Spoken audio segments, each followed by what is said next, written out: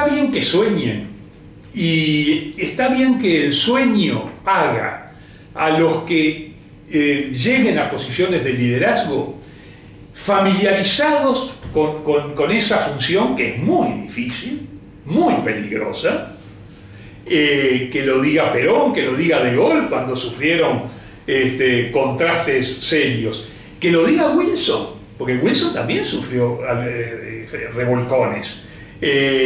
Es muy peligrosa la función de liderazgo. Que se familiaricen con ella, soñando con ella, antes de ser líderes, los que lleguen a serlo, pero que de ninguna manera el sueño se convierta en obsesión. Nadie puede decir yo voy a ser un líder. A veces los biógrafos de gente que llega a posiciones muy importantes, o biógrafos, digamos, sistemáticos, o de pronto periodistas talentosos, comunicadores que saben hurgar, que saben traer antecedentes a cuento, etc., a veces se complacen, y yo lo haría en el lugar de ellos también, se complacen en rastrear antecedentes lejanos, a veces de la adolescencia, que unen aparentemente a una persona con su destino.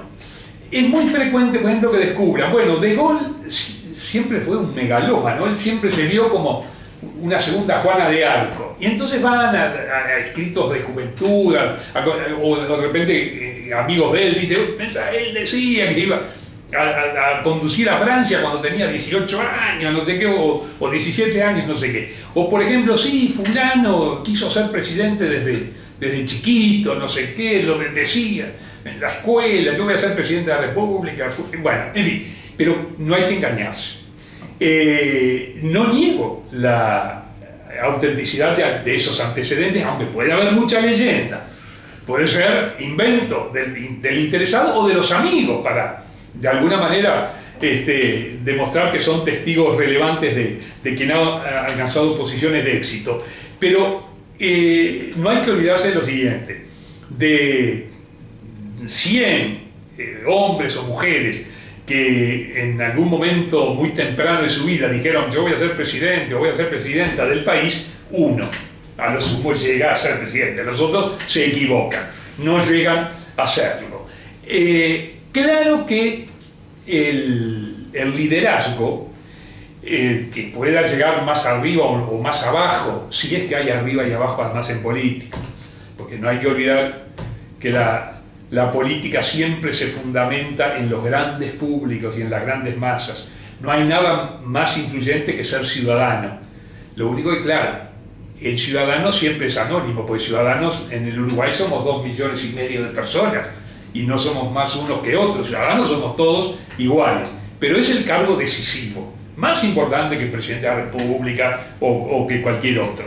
Pero bueno, hablando de liderazgo, porque ser ciudadano no es ejercer un liderazgo, necesariamente, puede ejercerse, pero no es necesario. Hablando de liderazgos, que no se vaya a convertir en obsesión, pues nadie elige ser líder. En ese aspecto, lo que hay que exigirse día a día, eso sí, y esta es una ambición muy sana, es calidad política, en lo que hagamos, dando una opinión en la mesa familiar, puede ser, o escribiendo un pequeño artículo en un diario, o teniendo una pequeña intervención en radio o en televisión, o diciendo un discurso en una asamblea estudiantil, en una asamblea sindical, donde sea, dirigiendo un conflicto en un lugar de trabajo, lo que toque, escribiendo un ensayo, un libro, lo que sea, ejerciendo la docencia, exigirnos calidad política, dentro de alineamientos partidarios, cuando corresponda, y para los ciudadanos que son mayoritarios, que hacen opciones por un partido político. Es respetable también la posición y debe exigirse de calidad política al ciudadano que elige ser independiente, no alinearse con partidos políticos. En cualquier, entonces, situación, alineados o no, en cualquier circunstancia de comunicación y de decisión, empezando por el voto en elecciones nacionales, exigirse calidad. Calidad como si se fuera a ejercer liderazgo, propiamente. O sea, no ser menos que un líder que uno quiere ser, o que el líder que los que quieren quieran ser. No ser menos, porque la responsabilidad del mero ciudadano no es inferior a la del líder más encumbrado. El líder, y en la medida en que los jóvenes se vayan, algunos de ellos, acercando a posiciones de liderazgo o ejerzan posiciones de liderazgo sectorial, generacional, hay líderes que son líderes cuando una generación es joven y después no. Otros siguen siéndolo, pero algunos son líderes en el periodo juvenil de una generación. Y en el 68 francés hay algunos casos, ¿no? Pero en todos los países, si uno busca, bien, en lo que les toque, si les toca liderar, que tengan conciencia, bueno, de la responsabilidad, que no es mayor que la responsabilidad del ciudadano, que no debe asustarlos, pero que está cargada de amenazas, de acechanzas. O sea, el líder puede equivocarse. Claro que puede equivocarse. Y de pronto, una equivocación o una cadena, normalmente no es una sola, rompe el pacto con su masa de seguidores, sea cual sea esa masa, y lo deja sin liderazgo. Pero lo peor no es que lo deje sin liderazgo, porque los líderes pueden no morir líderes, tampoco es una condición de por vida. Y no es una catástrofe que alguien deje de ser líder. En esto los anglosajones tienen pautas que podríamos tomar. En el mundo anglosajón, Gran Bretaña, Estados Unidos, otros países anglosajones también, el retiro de la política no es ninguna circunstancia trágica, simplemente cambian las condiciones de vida, el político se dedica a otras cosas y normalmente los retiros son, por lo menos los viven, no se aferran a la política hasta el final de su vida.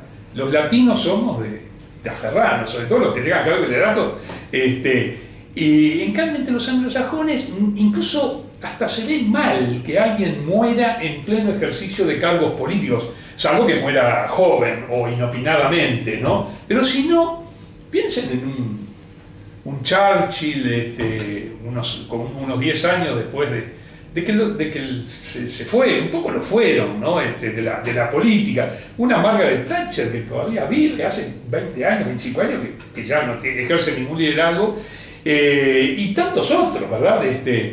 En Estados Unidos, los expresidentes, por ejemplo, son 2 mandatos desde que se aprobó, ¿no? Porque Roosevelt hasta llegó a tener un 4º mandato que no pudo completar. Pero después 2 mandatos y a la casa, un poco el programa de Washington, ¿no?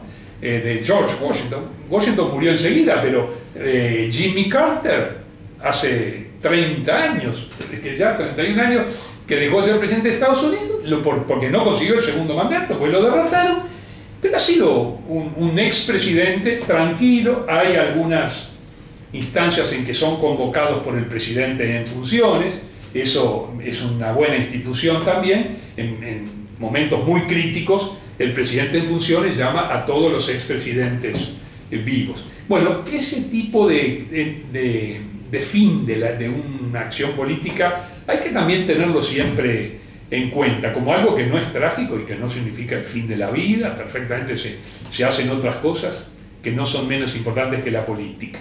Entonces, el liderazgo como una eventualidad, ¿por qué no? Un joven, una joven ambiciosos, que se sienten con ganas, que quieren incluso correr los riesgos, aceptan los riesgos de las funciones de liderazgo.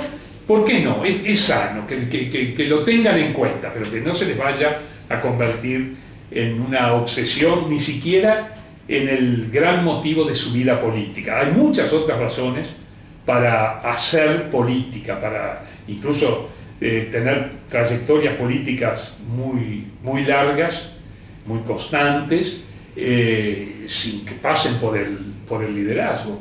En definitiva, además, los más lúcidos lo reconocen. Sarabia lo reconocía expresamente y Wilson lo reconocía expresamente.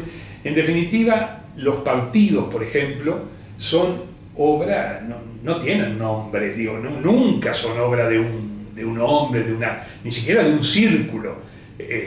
Los hombres y los círculos cuentan, pero son enormes construcciones anónimas.